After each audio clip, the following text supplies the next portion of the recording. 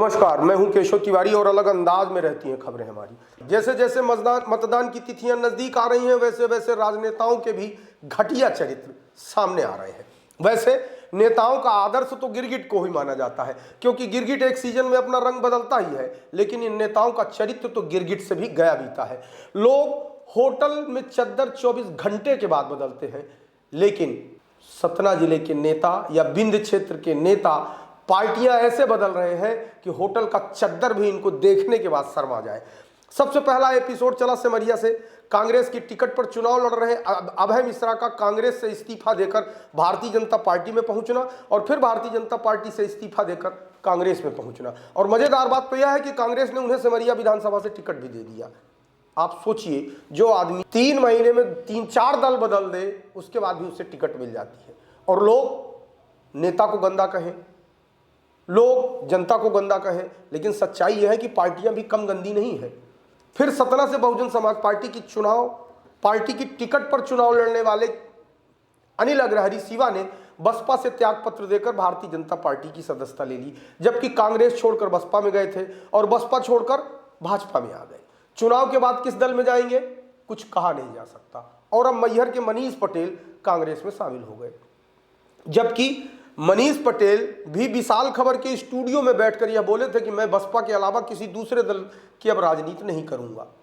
Underwear की तरह party बदलने वाले नेताओं पर आखिरकार जनता भरोसा क्यों करती है, इन्हें माला क्यों पहनाती है। मनीष पटेल भी बहुजन समाज पार्टी से मैहर से चुनाव लड़ना चाहते थे।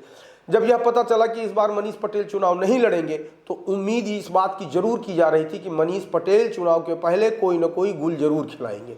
आखिरकार अभी कुछ महीने पहले ही बहुजन समाज पार्टी में शामिल हुए थे और बहुजन समाज पार्टी में जीने मरने की कसम खा रहे थे। अचानक से ऐसा क्या हुआ कि बहुजन समाज पार्टी के हाथी से दुर्गंध आने लगी और कांग्रेस के अंदर ऐसी कौन सी अच्छाई देख ली जिसके चलते कांग्रेस की सदस्यता ग्रहण कर ली। वैसे मैहर से एक बार मनीष पटेल कांग्रेस की टिकट पर भी चुनाव लड़ चुके हैं और फिर कांग्रेस भी छोड़ दी थी। जितना गंदा चरित्र नेताओं का है, पार्टियां भी कम गंदी नहीं है।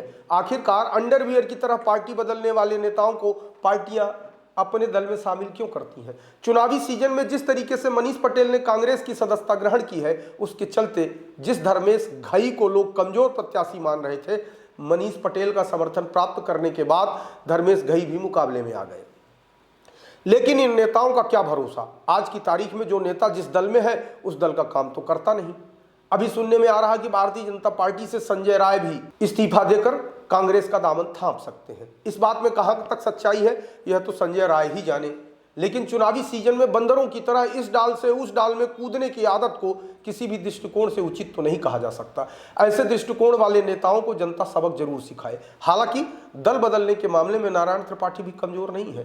पहले समाजवादी पार्टी से विधायक बने, फिर कांग्रेस की सदस्यता लेकर कांग्रेस से विधायक बने, फिर कांग्रेस से इस्तीफा देकर भाजपा में चले गए, अब भाजपा से इस्तीफा देकर बिंद जनता पार्टी में है। अब देखना यह होगा कि आने वाले समय में नारायण त्रिपाठी किस दल में शामिल होंगे, अभी से कहना कठिन होगा। आप हमारी खबरें देखने के लिए www.visalkhabar.com, YouTube, Twitter, Instagram, Facebook पर भी लॉगिन कर सकते हैं।